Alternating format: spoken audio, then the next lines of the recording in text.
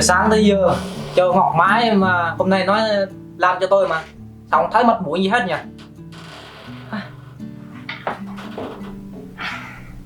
Trời ơi, đến 9 giờ rồi mà.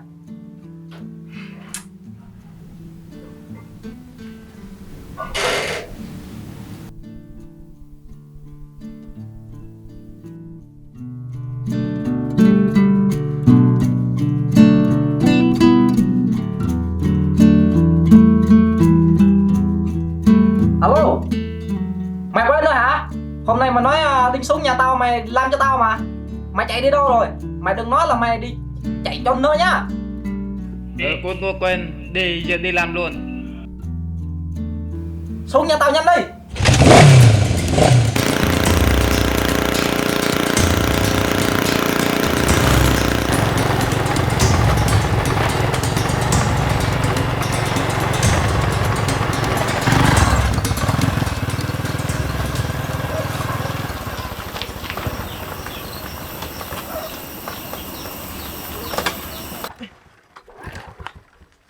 Bị gì ta?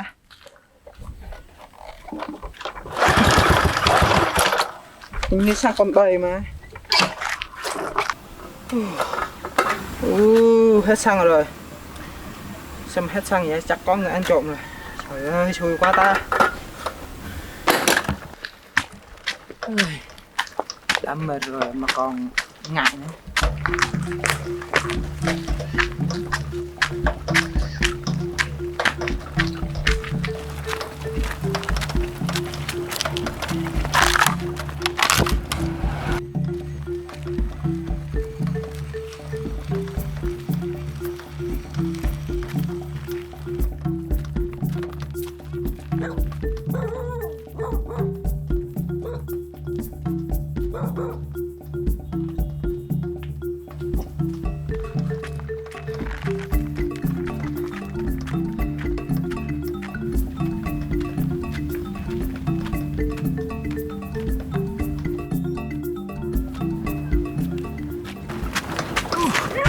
Ngại quá.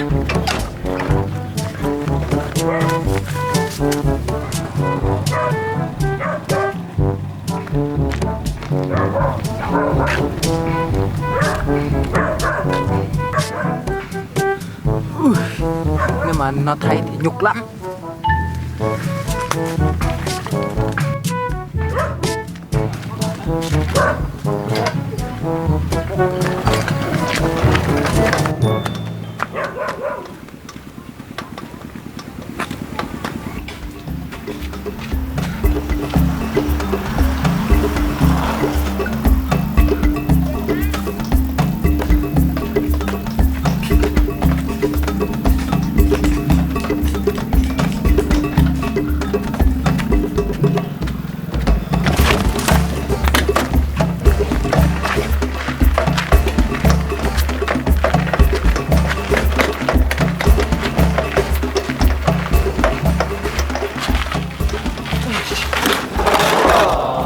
What the hell?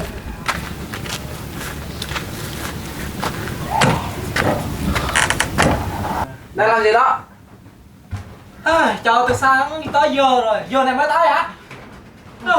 Sao đi lâu vậy? Xe hết xăng. Vừa đấy, vừa thay người ta vừa nhục vừa mệt. Trời trời. Trời ơi, tao thua mày á. Chạy xe mà xe cũng hết xăng nữa hả? Thanh niên thế này chắc lười lắm mà. Thanh niên không có vợ mà, tên đâu ra. Thế hôm nay làm gì? Làm cớ nợ cho xong luôn. Gọi suốt ngày mệt quá. Nhà mình nhiều việc lắm. Giờ này cũng trưa rồi. Đây mình tí nữa đưa cho mẹ tiền là đi mua mì tôm đi. Rồi mình ăn rồi, chiều rồi mình làm nhá. Rồi. Giờ này đi mới tới. Đưa tiền đây. Mua mì tôm ăn nhanh. Chứ Nè. tao đói lắm rồi. Đi mua nhanh nhanh đi nhá. Rồi. Lại đi mất công lấy cái tiền đó mà đi uống rượu là mày chết với tao á.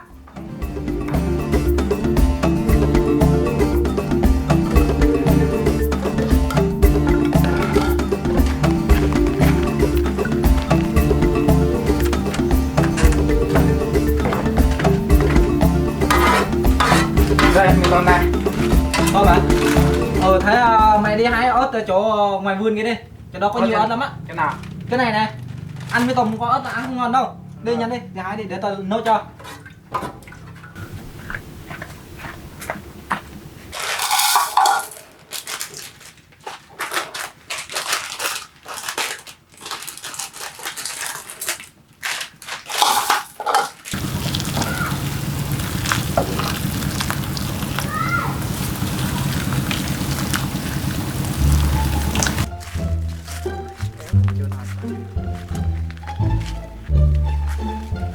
Chỗ này nó mà bạn đi kiếm.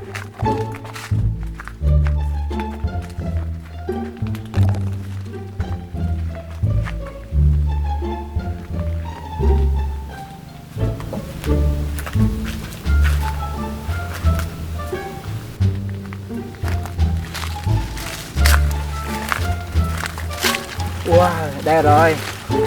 Kiếm từ nãy giờ rồi. Kiếm từ nãy giờ rồi, giờ mới thấy.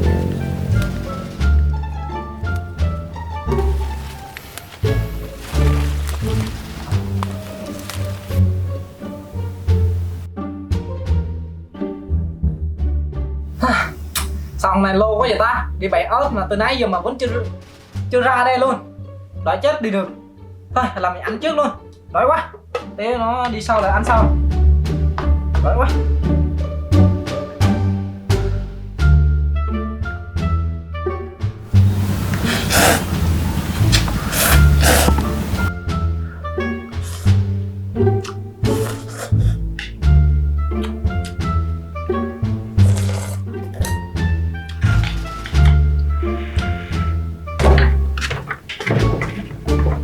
Sao ông ăn trước vậy? Cho ông từ nãy vô mà lôi vậy? Tao đói lắm rồi đó, tao mới ăn vô đó. Ăn đi. Ớt tim không ra mà. Kiếm từ nãy giờ không thấy mà ông biết mà sao ông không đi hái đi? Ngay trong ngay cái chỗ đó sao không thấy? Lo mà ăn đi. Hai ớt lô quá. Ngon quá. Ủa?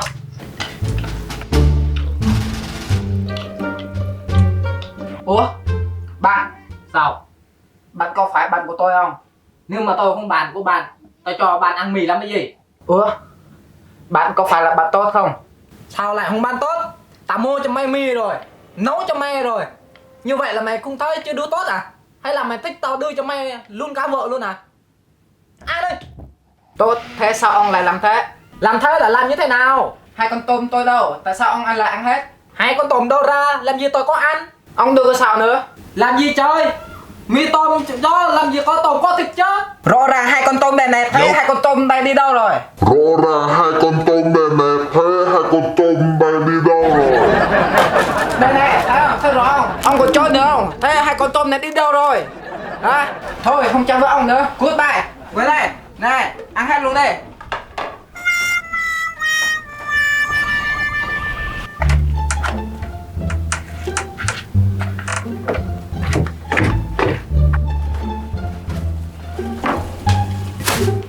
Cho cháu xin.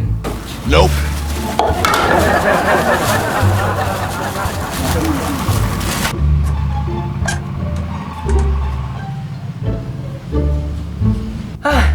Người thân mình như ông này, tới trong làng này tôi trùng hết rồi chứ. Mà vẫn sót lại có một mình ông. Ê, xe tao đây, để đây nha, xe tao hết xăng rồi. Có gì tao đi lấy sau.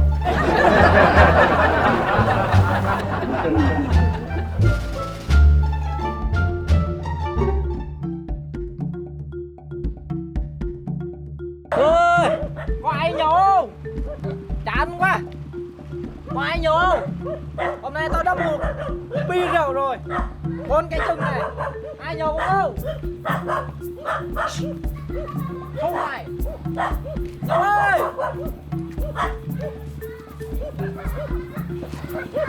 Nhổ ơi. Có ai nhổ không? Không.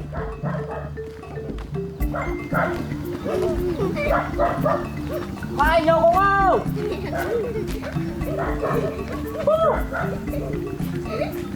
Nhổ ơi! Ai nhổ? Nhổ ơi! Trời ơi, giờ này mà không ngủ hả? Dậy nhổ ơi! Dậy nhổ ơi! Dậy! Nhổ ơi! Nhà tao không có rượu. Có rượu này nè! cũng không có đồ ăn luôn. Đây đứa này có đồ ăn nữa nè. Dậy đi nhậu với tôi đi. Dậy đi nhậu. Sao giờ này vẫn ngủ vậy? Buồn ngủ quá mà bây giờ chua chà nhớ tin cái tới thức khuya đêm đêm nên giận nữa. Lấy ly đi, rót rượu đi. Ủa cái này chưa chín mà. Ủa thì cái này chưa chín thì đây là nhà ông, thì ông tự thì mà đi nấu chứ. Mệt ta. Dậy đi. Sáng giờ cứ lo ngủ ngủ. Bây thì nó mới có vợ được. Làm gì có ai không? Có về không? Ui. Mẹ em không chắc.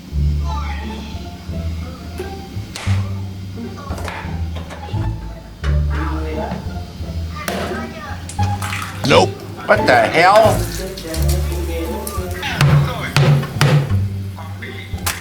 Nope.